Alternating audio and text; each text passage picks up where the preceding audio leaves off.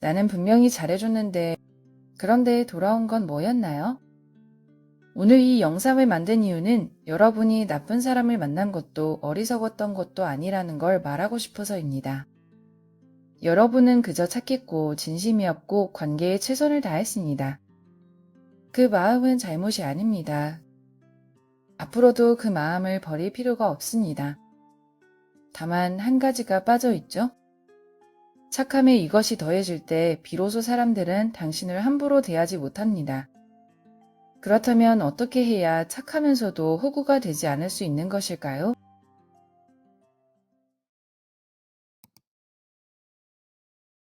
안녕하세요. 행복으로 이끄는 공간 공간본부입니다. 여러분은 나는 왜 항상 손해보는 쪽일까라고 생각해 보셨을 겁니다. 많이 속상하셨죠? 그 마음 충분히 이해합니다. 그래서 이제 앞으로가 중요합니다. 오늘 이 영상을 끝까지 보시면 여러분은 두 가지를 얻어가실 텐데요. 첫째, 내가 무의식 중에 하고 있었던 어떤 행동들이 나를 만만한 사람으로 보이게 만들었는지를 알게 됩니다. 둘째, 성격을 바꾸지 않고도 착함을 포기하지 않고도 관계에서 존중받을 수 있는 구체적인 방법을 갖게 되죠. 그럼 지금부터 그 이야기를 해보도록 하겠습니다. 구독과 좋아요는 영상을 제작하는데 큰 힘이 됩니다.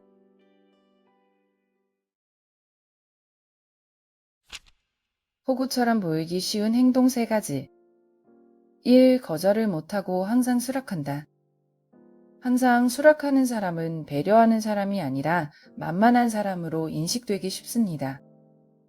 부탁을 받을 때마다 네, 할게요를 반복하는 패턴은 위험합니다. 처음에는 상대방이 고마워합니다.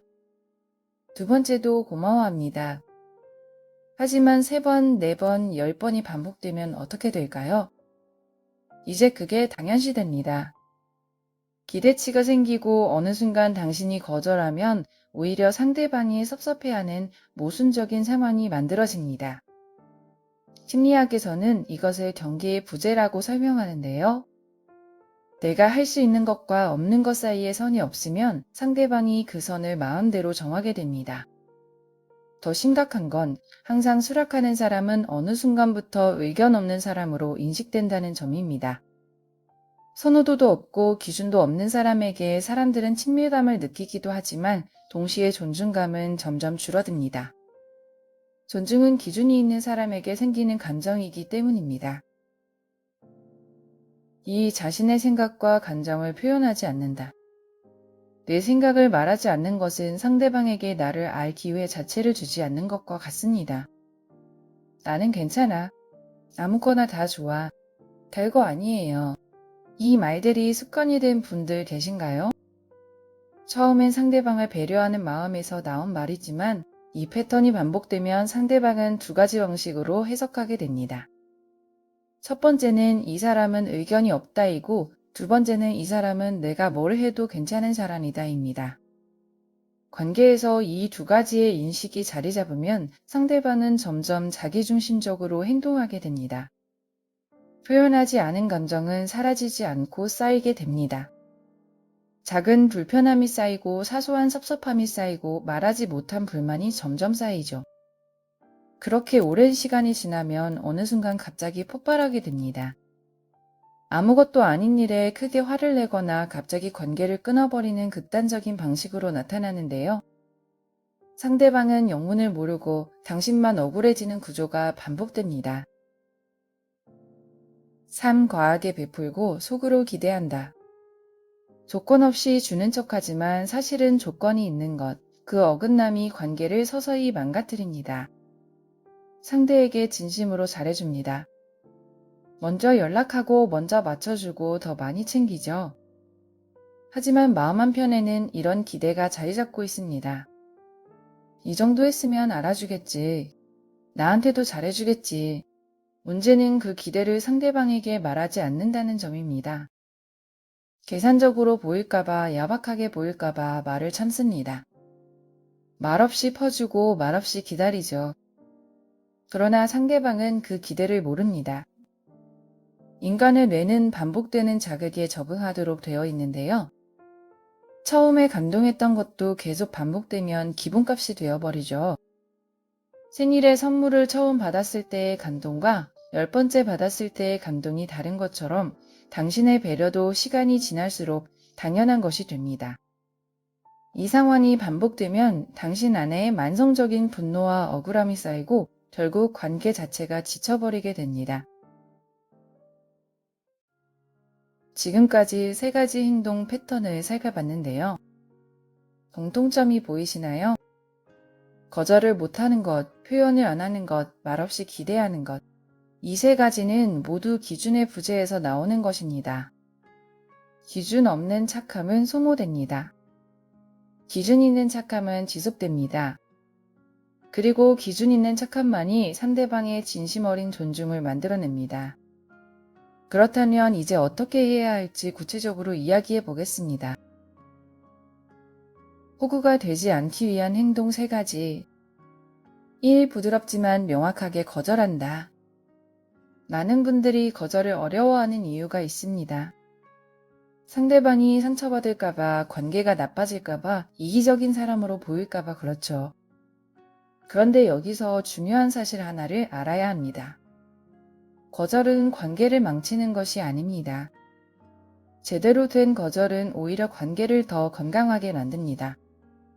내가 명확한 기준을 가지고 있다는 걸 상대방이 알게 되면 상대방은 당신을 예측 가능하고 신뢰할 수 있는 사람으로 인식합니다. 반면 항상 수락하다가 갑자기 폭발하는 사람이 오히려 더 예측 불가능한 사람으로 보입니다. 거절할 때의 핵심 원칙은 3가지입니다.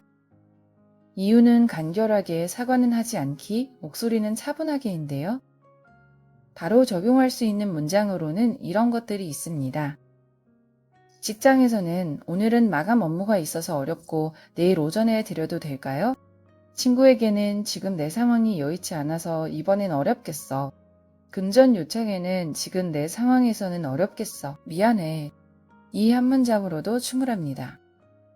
이유를 길게 설명할수록 오히려 협상의 여지를 주게 되기 때문입니다. 거절은 잘못이 아닙니다. 미안하다는 말부터 시작하는 순간 이미 죄책감을 전제로 한 것이 됩니다. 2. 자신의 기준과 생각을 표현하는 습관을 만든다. 의견을 말하면 갈등이 생길 것 같다고 느끼는 분들이 많습니다. 하지만 실제로는 반대입니다. 말하지 않는 것이 갈등을 안으로 쌓는 것이고 표현하는 것이 갈등을 밖으로 해소하는 것입니다. 명확한 의견을 가진 사람이 더 신뢰받고 유능하게 인식된다고 하는데요. 상대방도 그런 사람 앞에서 더 솔직하게 자신을 표현하게 됩니다. 상호 표현이 가능한 관계야말로 진짜 건강한 관계인 것이죠. 처음부터 큰 의견을 말하려 할 필요는 없습니다. 작은 것부터 시작하면 됩니다. 식사 메뉴를 고를 때 저는 한식이 땡기네요. 어떠세요? 회의에서는 제 생각엔 이 방향이 더 효율적일 것 같아요. 어떻게 보세요? 불편한 상황에서는 나를 주어로 한 아이메시지를 활용해 저는 그 부분이 좀 불편했어요. 이렇게 해주시면 좋겠어요. 이런 작은 표현들이 쌓이면 상대방은 자연스럽게 당신의 기준이 있는 사람으로 인식하게 됩니다. 자신을 표현하지 않으면 타인은 그 공백을 자기 방식대로 채웁니다. 그렇게 당신의 자리는 점점 좁아지게 되는 것입니다. 3. 주기 전에 기준을 세운다. 베풀기를 좋아하는 것 자체는 아무 문제가 없습니다. 문제는 어디까지 베풀 것인지의 기준이 없다는 것입니다. 여기서 중요한 개념이 하나 있습니다. 바로 기꺼이 줄 수 있는 범위입니다. 상대방이 알아주든 알아주지 않든 돌려받든 돌려받지 못하든 후회 없이 줄 수 있는 것. 그것이 진짜 내가 줄 수 있는 범위입니다. 이 범위 안에서 베푸는 것은 감정 소모가 없습니다. 하지만 이 범위를 넘어서 베풀면 기대와 실망의 사이클이 반복되며 관계가 점점 지쳐갑니다. 뭔가를 해주기 전에 스스로에게 물어보세요. 상대방이 고마워하지 않아도 나는 이걸 기꺼이 할 수 있는가? 만약 아니오라면 그건 기대가 포함된 것입니다. 그럴 때는 솔직하게 말하는 것이 훨씬 건강합니다.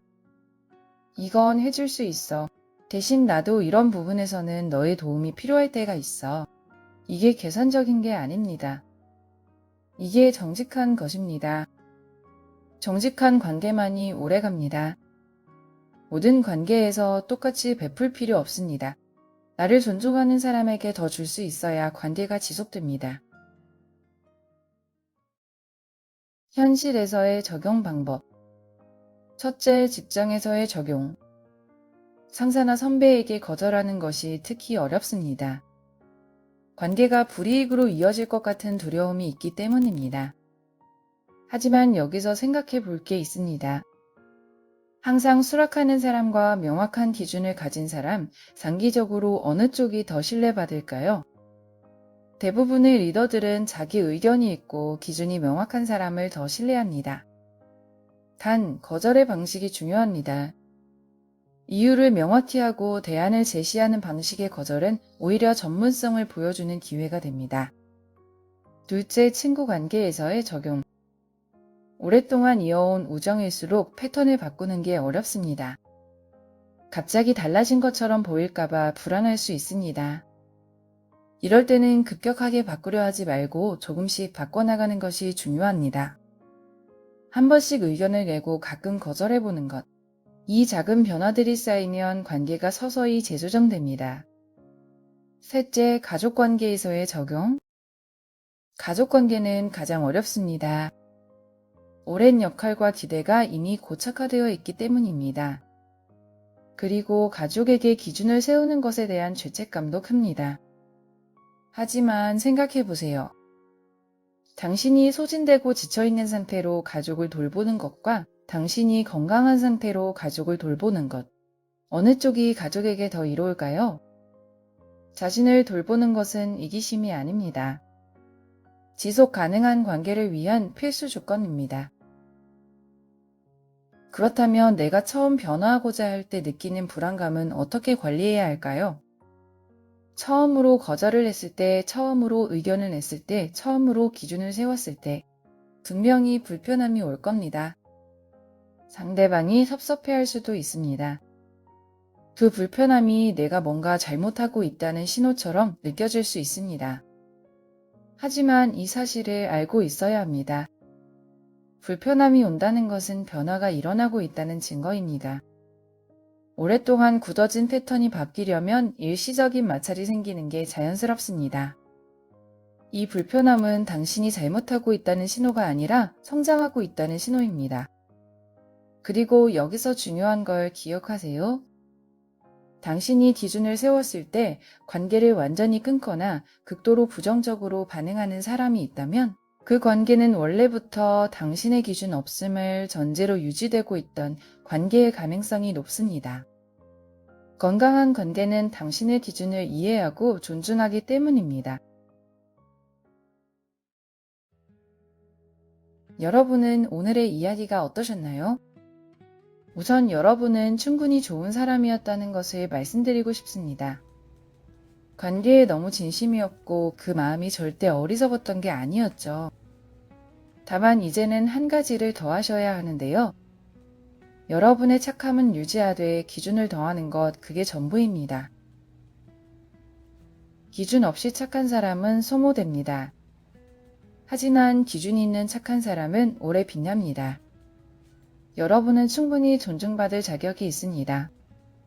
그리고 그 존중은 스스로 만들어갈 수 있습니다. 여러분께 오늘 이야기가 작은 변화의 시작이 되었으면 합니다. 마지막으로 호구처럼 보이기 쉬운 행동, 호구가 되지 않기 위한 행동에 대해 다시 한번 정리하면서 영상 마치겠습니다.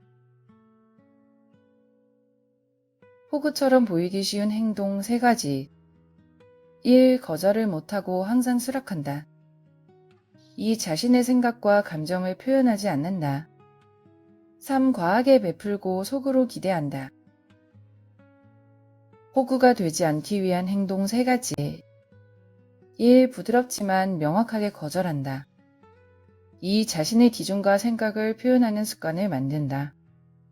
3. 주기 전에 기준을 세운다. 이 영상이 좋으셨다면 비슷한 고민을 가진 분께 공유해주세요. 착하게 살아왔지만 지쳐있는 누군가에게 오늘 이 이야기가 작은 위로가 되길 바랍니다. 공감본부에서는 항상 당신의 행복한 삶을 응원합니다. 감사합니다.